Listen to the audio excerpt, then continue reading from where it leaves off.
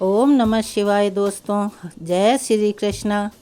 आप सभी का आपके अपने चैनल हमारे संस्कार में बहुत बहुत स्वागत है। आज हम आपके लिए लेकर आए हैं सावन मास में पढ़ा जाने वाला सावन महात्म्य कथा अध्याय 12। लेकिन उससे पहले आप सभी से नम्र निवेदन है कि अगर आप चैनल पर नए हैं तो प्लीज़ चैनल को सब्सक्राइब करें, वीडियो को लाइक करें, ज़्यादा से ज़्यादा शेयर करें, बेल आइकन को भी दबाना ना भूलें। कमेंट्स बॉक्स में ओम नमः शिवाय हर हर महादेव अवश्य ही लिखें। आपका ये छोटा सा प्रयास, जिसमें आपको बहुत कम समय लगता है कमेंट्स लिखने में भी और सब्सक्राइब करने में, वीडियो को शेयर और लाइक करने में, लेकिन आप एक बहुत बड़ा पुण्य का काम करते हैं। आप हमारी बहुत मदद करते हैं। अपना सहयोग हमें ऐसे ही देते रहिएगा। चलिए अब शुरू करते हैं आज के सावन महात्म्य का अध्याय 12। लेकिन एक बार मेरे साथ प्यार से बोलिए, हर हर महादेव, बम बम भोले। आपने भगवान की सभी शक्तियों के बारे में तो सुना ही होगा और जानते भी होंगे, लेकिन क्या कभी आपने किसी से दूती शक्तियों के बारे में सुना है या आप पहले से ही जानते हैं? अगर नहीं सुना और नहीं जानते तो आज की इस कथा में हम आपको उन्हीं दूती शक्तियों के बारे में जानकारी देंगे। दूती शक्तियों के दर्शन पूजन के महात्म्य के बारे में बताएंगे। महादेव जी देवी पार्वती से कहते हैं, हे देवी, सोमेश्वर से ईशान कोण में व रोहा देवी से पूर्व भाग में परम उत्तम सर्वेश्वर देव विराजमान है। उन्हीं के समीप भक्ति पूर्वक जाकर मनुष्य अणिमा आदि सिद्धियां प्राप्त कर लेता है। सर्वेश्वर की स्थापना सिद्धों ने की है। जो मनुष्य भक्ति पूर्वक उनका दर्शन पूजन करता है वह सभी पातकों अर्थात सभी पापों से मुक्त होकर सिद्धलोक में जाता है। काम, क्रोध, भय, लोभ, राग, मत्सर्य, ईर्ष्या, दंभ, आलस्य, निद्रा, मोह, अहंकार, यह सिद्धि में विघ्न डालने वाले दोष हैं, जिन्हें कि अच्छा नहीं माना जाता। सिद्धेश्वर के पूजन से इन सभी दोषों का नाश हो जाता है। ऐसा जानकर प्रयत्न पूर्वक वहाँ की यात्रा करें। सिद्धेश्वर के पूर्व भाग में थोड़ी ही दूरी पर कपिलेश्वर लिंग प्रतिष्ठित है। हमारे वेद शास्त्रों में ऐसा वर्णित है कि उन लिंग के दर्शन से सभी पापों का नाश हो जाता है। प्राचीन काल में कपिल नाम से प्रसिद्ध एक राजऋषि हुए हैं। उन्होंने वहां बड़ा भारी तप करके उत्तम सिद्धियां प्राप्त की और शिवलिंग की स्थापना करके मेरी समीपता यानी मेरा सानिध्य पाया। उस लिंग में मैं सब लोगों के हित के लिए सदा निवास करता हूँ। जो शुक्ल पक्ष की चतुर्दशी तिथि में 7 बार सोमेश्वर कपिलेश्वर का दर्शन करता है वह गौदान का फल पाता है। जो भी मनुष्य वहाँ पर तिल या धेनु अर्थात गाय का दान करता है वह एक एक तिल की संख्या के बराबर युगों युगों तक स्वर्गलोक में निवास करता है। दंडपाणेश्वर के निकट ही गंधेश्वर नाम से प्रसिद्ध उत्तम शिवलिंग है। गंधर्व राज धनवाहन ने वहाँ कठिन तपस्या करके उस शिवलिंग को स्थापित किया है। उसकी पुत्री गंधर्व सेना ने भी वहाँ पर शिवलिंग की स्थापना की है। जो भी मनुष्य पवित्र होकर यत्न पूर्वक गंधर्वेश्वर का पूजन करता है और दर्शन करता है वह गंधर्व लोक में जाता है। जो उत्तरायण आने पर अग्नि तीर्थ में स्नान करके गंधर्व पूजित उस शिवलिंग का पूजन करता है वह मोक्ष को प्राप्त होता है। इस महात्म्य का श्रवण और अभिनंदन करके मनुष्य महान भय से मुक्त हो जाता है। गंधर्वेश्वर के पूर्व भाग में गौरी जी के समीप विमलेश्वर नामक लिंग प्रतिष्ठित है। जिसका शरीर क्षय रोग से भरा हुआ हो वह भक्ति पूर्वक विमलेश्वर का दर्शन करके सभी दुखों का अंत कर देता है और निर्मल पद को प्राप्त हो जाता है। वहीं रोगग्रस्त गंधर्व सेना रोग से मुक्त होकर विमल स्वरूप हो गई थी। इसीलिए पृथ्वी पर वह लिंग विमलेश्वर के नाम से प्रसिद्ध हुआ है। ब्रह्मा जी के स्थान से नैऋत्य कोण में 16 धनुष की दूरी पर धनदेश्वर लिंग है। यह राहु लिंग से वायव्य कोण में स्थित है। कुबेर ने वहां बड़ी भारी तपस्या करके धनद का पद प्राप्त किया है। वे विधि पूर्वक शिवलिंग की स्थापना और पूजा करके अलकापुरी के स्वामी हुए हैं। जो भी मनुष्य भक्ति पूर्वक धनदेश्वर का दर्शन करके पंचोपचार विधि से उनकी पूजा करता है उनके कुल में कभी भी दरिद्रता का नाम नहीं सुना जाता। मेरी 3 शक्तियाँ हैं, इच्छा शक्ति, क्रिया शक्ति और ज्ञान शक्ति। पहले जो 14 और 5 शिवलिंग बताए गए हैं उनमें यथाशक्ति 4, 3 या 1 की पूजा करके फिर पूर्वोक्त 3 शक्तियों का पूजन करना चाहिए। सोमेश्वर से ईशान कोण में जो वरारोहा देवी कही गई है वे चंद्रमा की अमा नामक कला हैं। वे ही भगवती उमा की भी कला मानी गई हैं। उन्हीं को मेरी इच्छा शक्ति जानना चाहिए। वरुहा देवी भूमंडल के सभी प्राणियों का हित करने के लिए प्रभास अक्षेत्र में विराजमान हैं। सोमेश्वर से वायव्य कोण में 60 धनुष की दूरी पर क्रिया शक्ति रूपा दूसरी महादेवी स्थित हैं। वहीं योगिनी वंदित पीठ है। उसी स्थान पर पाताल को जाने वाला एक बहुत बड़ा विवर अर्थात गुफा है।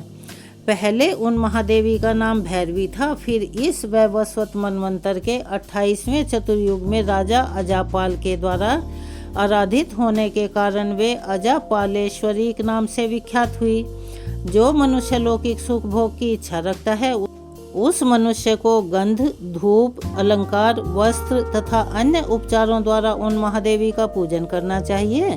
प्रभास अक्षेत्र के मध्य भाग में दरिद्रता का विनाश करने वाली तीसरी अजा देवी हैं, जिन्हें ज्ञान शक्ति माना गया है। उनका स्थान राहेश्वर से दक्षिण भाग में है। अघासुर के साथ जब मेरा भयंकर युद्ध चल रहा था उस समय मेरे क्रोध से अजा नाम की देवी प्रकट हुई थी। उनके साथ करोड़ों देवियां और भी थी। वे सब सिंह पर सवार थी। उनका रूप बड़ा ही सुंदर था। उन्होंने ढाल और तलवार लेकर बड़े बड़े दैत्यों का संहार किया था। उनके भय से बहुत से दैत्य समुद्र की ओर भागे। देवी सिंह वाहिनी और उनके गणों ने उनका पीछा किया। वे सभी दैत्य इधर उधर भागते हुए महासागर के समीप प्रभास अक्षेत्र में जा पहुँचे। वहाँ कुछ तो मार डाले गए और कुछ पाताल में समा गए। सब दैत्यों को मारा गया देखकर तथा इस अक्षेत्र को परम पवित्र जानकर सिंह वाहिनी देवी वहीं सोमेश्वर के ईशान कोण में और गौरीश्वर से उत्तर दिशा में स्थित हो गई। जो स्त्री या पुरुष वहां उनका दर्शन करते हैं वे 7 जन्मों तक पूर्णतः सौभाग्यशाली होते हैं। जो मनुष्य वहां गीत, वाद्य तथा नृत्य करता है अर्थात कीर्तन करता है उसके वंश में देवी की कृपा से कोई भी दुर्भाग्यवान नहीं होता। जो स्त्री वहां लाल रंग की बत्ती से युक्त दीपक को घी से जलाकर देवी को अर्पित करती है उस बत्ती में जितने सूत होते हैं उतने जन्मों तक वह सौभाग्य प्राप्त करती है। जो तृतीय कोई इस महात्म्य का पाठ करता है अथवा जो भक्ति पूर्वक इसे सुनता है, दूसरों को सुनाता है या केवल सुनने मात्र और हुंकारा मात्र भरने से वह संपूर्ण मनोरथों को प्राप्त कर लेता है। प्रभास क्षेत्र में 3 दूती शक्तियां हैं। पहली का नाम मंगला देवी है, दूसरी को विशालाक्षी देवी कहते हैं और तीसरी चत्वर देवी के नाम से प्रसिद्ध है। प्रभास क्षेत्र की यात्रा का पूरा फल चाहने वाले मनुष्य को क्रमशः इन तीनों शक्तियों का पूजन करना चाहिए। मंगला देवी ब्रह्मा जी की शक्ति कही गई हैं, विशालाक्षी श्री विष्णु की शक्ति मानी गई हैं और चतुर प्रिया देवी मेरी शक्ति हैं। महादेव जी कहते हैं, देवी पहले मंगला देवी की पूजा करनी चाहिए। वे अजा देवी के उत्तर भाग में निवास करती हैं। रहिश के दक्षिण भाग में थोड़ी ही दूरी पर उनका स्थान है। सोमनाथ की प्रतिष्ठा के लिए जब सोम ने यज्ञ प्रारंभ किया उस समय उसे देखने के लिए वहां आए हुए ब्रह्मादि देवताओं का उसी देवी ने मंगल किया था, इसीलिए उसका नाम मंगला हुआ। जो नारी तृतीया को मंगला देवी की पूजा करेगी उसके अमंगल और दुख पूरी तरह से नष्ट हो जाएंगे। भगवान दैत्य सूदन से पूर्व भाग में वैष्णवी अक्षेत्र दूती महादेवी विशालाक्षी हैं। योगेश्वरी से ईशान कोण में 100 धनुष की दूरी पर उनका स्थान है। जो लोग महान दुर्भाग्य की आग में जल रहे हैं यानी कि उनका भाग्य बहुत खराब है, उनके दाह को शांत करने के लिए, उनका दुर्भाग्य दूर करने के लिए विशालाक्षी देवी औषधि के समान है। चाक्षुष मनवंतर में जब सभी दैत्य भगवान विष्णु की मार खाकर दक्षिण दिशा में भाग गए उस समय उनको मारना दुष्कर जानकर भगवान विष्णु ने अत्यंत प्रभावशालिनी भैरव शक्ति महामाया का स्मरण किया। उनके स्मरण करते ही अत्यंत प्रकाशमयी महामाया वहां आ गई। भगवान विष्णु के दर्शन से उसके नेत्र आनंद से खिल उठे। उसने बड़ी बड़ी आंखें करके भगवान को देखा, इससे उसका नाम विशालाक्षी हो गया। इस कल्प में उसे ललितोमा के नाम से भी जानते हैं। जो माघ मास में तृतीया तिथि को विधि पूर्वक उसका पूजन करता है उसके वंश में कोई भी संतानहीन नहीं रहता। जो मनुष्य भक्ति भाव से उसका दर्शन करता है वह दीर्घ काल तक निरोग, सुखी और सौभाग्यशाली बना रहता है। ललिता से उत्तर दिशा में 10 धनुष की दूरी पर तीसरी शक्ति चतुर्प्रिया का निवास है। मेरी प्रेरणा से वह इस क्षेत्र की रक्षा में लीन रहती हैं। चबूतरों, चौराहों, पुराने घरों, बगीचों तथा महलों की अटारियों पर और मार्ग में वह रात को घूमती रहती है। जो स्त्री अथवा पुरुष महानवमी के दिन नाना प्रकार के उपहारों और फूलों से कल्याणमयी देवी की विधि पूर्वक पूजा करता है, उसके ऊपर प्रसन्न हो वह संपूर्ण लोक प्रदान कर देती है। यात्रा के उत्तम फल की इच्छा रखने वाले पुरुषों को वहां भोजन देना चाहिए। आज की कथा को हम यहीं विराम देते हैं और अब हम आपको सुनाने जा रहे हैं देवों के देव भगवान महादेव के दिव्य ज्योतिर्लिंगों की कथा। आज सुनिए भगवान शिव के महाकालेश्वर और केदारेश्वर ज्योतिर्लिंग की कथा। उज्जैन में स्थित महाकालेश्वर ज्योतिर्लिंग में वैसे तो पूरे साल ही भक्त दर्शन करने के लिए आते रहते हैं और उनकी भीड़ जुटी रहती है, लेकिन सावन के इस पावन महीने में यह भीड़ 2 गुना 4 गुना हो जाती है। यह ज्योतिर्लिंग मध्य प्रदेश के उज्जैन नगर में है। पुण्य सलीला शिप्रा नदी के तट पर स्थित उज्जैन प्राचीन काल में उज्जैनी के नाम से जाना जाता था। इसे अवंतीपुरी, अवंतिकापुरी भी कहा जाता था और यह भारत की पवित्र परम सप्तपुरियों में से एक मानी जाती है। पौराणिक कथाओं के अनुसार प्राचीन काल में उज्जैनी में राजा चंद्रसेन राज्य करते थे। वह परम शिव भक्त थे। एक दिन श्रीकर नामक एक 5 वर्ष का गोप बालक अपनी माँ के साथ उधर से जा रहा था। राजा को शिव पूजन करते देख वह बालक बहुत ही हैरान और उसके मन में कौतूहल उत्पन्न हुआ। वह स्वयं उसी प्रकार की सामग्रियों से भगवान शिव का पूजन करने के लिए उत्साहित हो उठा, लेकिन सामग्री का साधन न जुटा पाने पर लौटते समय उसने रास्ते से पत्थर का एक टुकड़ा उठा लिया और घर आकर उसी पत्थर को शिव जी का रूप में स्थापित करके यानी शिव का रूप मानकर फूल, चंदन आदि से बहुत श्रद्धापूर्वक उसकी पूजा करने लगा। जब उसकी माता भोजन करने के लिए उसे बुलाने आई तो वह पूजा छोड़कर उठने के लिए किसी भी तरह से तैयार नहीं था। तब अंत में उसकी माता ने झल्लाकर गुस्सा होकर पत्थर का वह टुकड़ा उठाकर दूर फेंक दिया। वह अनजान बालक अपनी माता की इस बात से बहुत दुखी हुआ और जोर जोर से रोने लगा, भगवान शिव को पुकारने लगा। रोते रोते वह अंत में मूर्छित होकर वहीं धरती पर गिर पड़ा।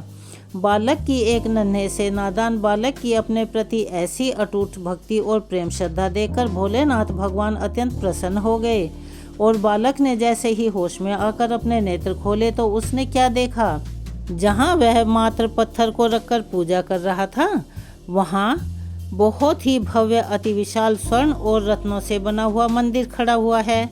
उस मंदिर के अंदर बहुत ही प्रकाशपूर्ण भास्व तेजस्वी ज्योतिर्लिंग खड़ा है।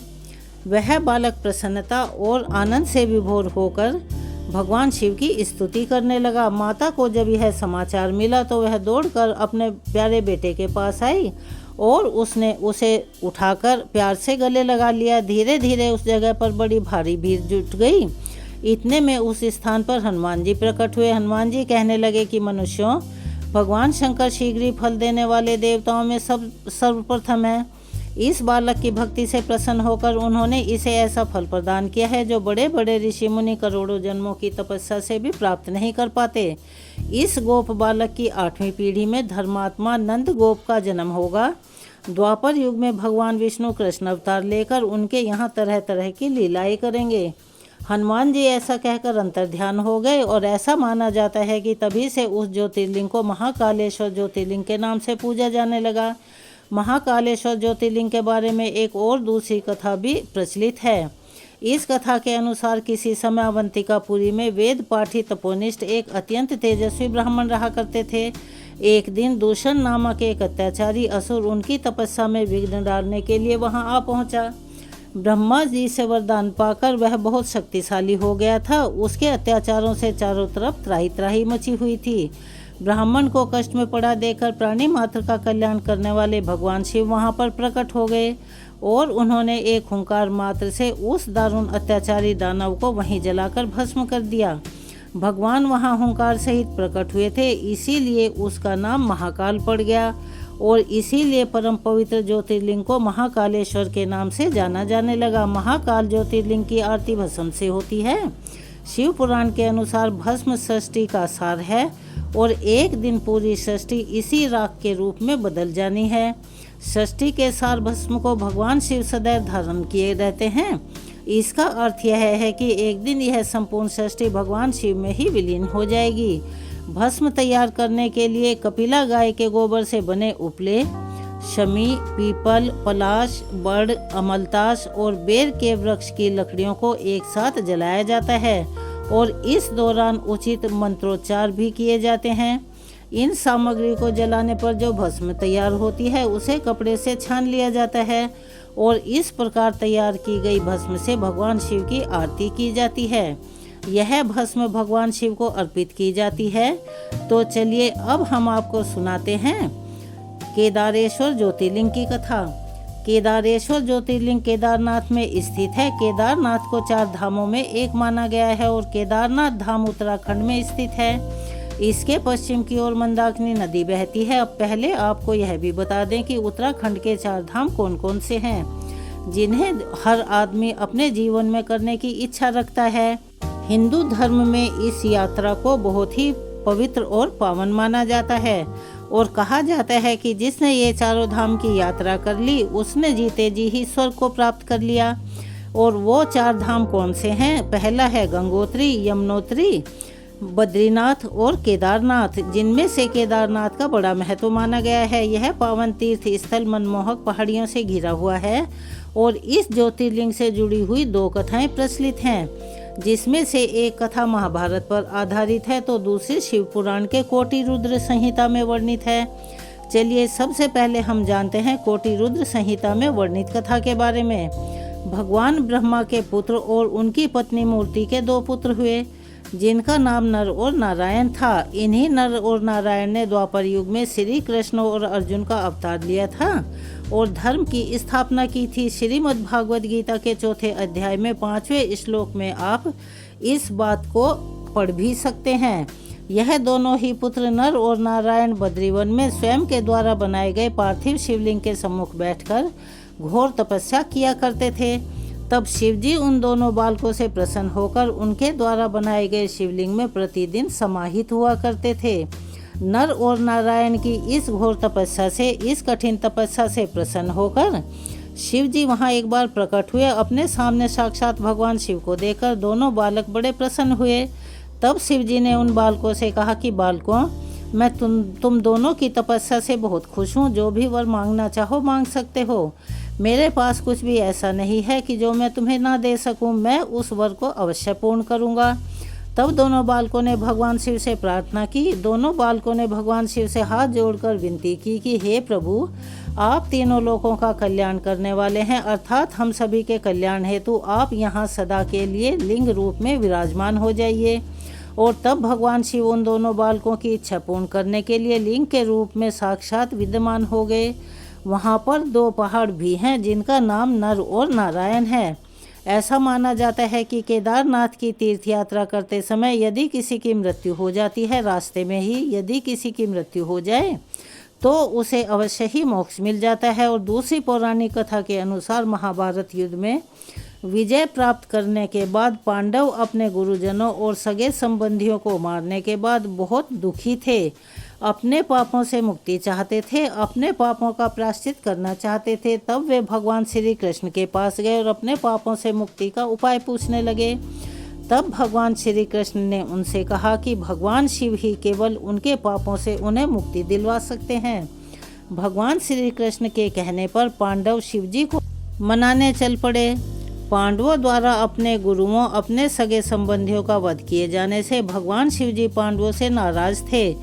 तब गुप्त काशी में पांडवों को देखकर भगवान शिव वहां से विलीन हो गए और उस स्थान पर पहुंच गए जहां पर वर्तमान में केदारनाथ स्थित है। लेकिन पांडव थे कि भगवान शिव का पीछा ही नहीं छोड़ रहे थे और वे भगवान शिव को हर हाल में मनाना चाहते थे। वे भी भगवान शिव का पीछा करते करते केदारनाथ पहुंच गए। इस स्थान पर पांडवों को आया हुआ देखकर भगवान शिव ने एक बैल का रूप धारण कर लिया और इस क्षेत्र में चल रहे बैलों के झुंड में शामिल हो गए। तब पांडवों ने बैलों के झुंड में भी भगवान शिव को पहचान लिया। तब शिवजी तो बैल के रूप में ही धरती में समाने लगे। भगवान शिव को बैल के रूप में धरती में समाता हुआ देखकर भीम ने कमर से कसकर उन्हें पकड़ लिया। पांडवों की सच्ची श्रद्धा और भक्ति देखकर भगवान शिव प्रकट हो गए और पांडवों को पापों से मुक्त कर दिया। इसी बीच बैल बने भगवान शिव का सिर काठमांडू स्थित पशुपतिनाथ में पहुंच गया। इसीलिए केदारनाथ और पशुपतिनाथ को मिलाकर एक ज्योतिर्लिंग भी कहा जाता है। केदारनाथ में बैल के पीठ के रूप में शिवलिंग की पूजा की जाती है और पशुपतिनाथ में बैल के सिर के रूप में जो शिवलिंग को पूजा जाता है। केदारनाथ में पहुंचकर वहां प्रेम पूर्वक केदारेश्वर की पूजा करके और वहां का जल पी लेने से ऐसा माना जाता है कि मनुष्य का पुनर्जन्म नहीं होता, अर्थात उसे आवागमन से मुक्ति मिल जाती है। कहने का सार यह है कि बार बार जीवन मरण के बंधन में वह नहीं बनता और उसे मोक्ष की प्राप्ति हो जाती है। आज की अध्याय को हम यहीं विराम देते हैं। इसके आगे का वृतांत हम कल अपनी आने वाली वीडियो में सुनाएंगे। कृपया उसे भी अवश्य ही सुनिएगा। चलिए एक बार मेरे साथ प्यार से बोलिए, हर हर महादेव, बम बम भोले। अगर आप चैनल पर नए हैं और अभी तक चैनल को सब्सक्राइब नहीं किया है तो प्लीज़ चैनल को सब्सक्राइब करें, वीडियो को लाइक करें, ज़्यादा से ज़्यादा शेयर करें, बेल आइकन को भी अवश्य ही दबाएं। कमेंट्स बॉक्स में ओम नमः शिवाय, जय श्री कृष्णा, हर हर महादेव लिखना ना भूलें। आपका प्यार और सहयोग हमारे लिए अनमोल है। अपना प्यार और सहयोग हमें ऐसे ही प्रदान करते रहें। धन्यवाद। मिलते हैं कल की वीडियो में इसके आगे की कथा लेकर। तब तक के लिए हर हर महादेव। धन्यवाद।